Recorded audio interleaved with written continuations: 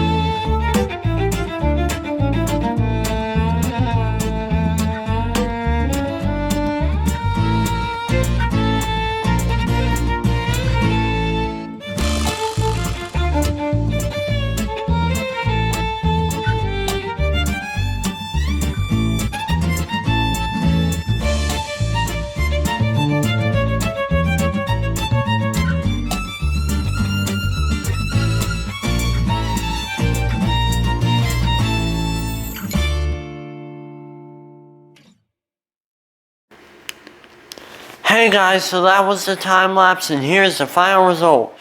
Now as you can see, this is a super cool robot that has yellow and red wings and a mostly blue and red body. And as you can see, this is a very cool Lego build. And remember, smash that like and subscribe button for some more awesome videos with the distance sphere. I'll see you in another cool video with the distance sphere.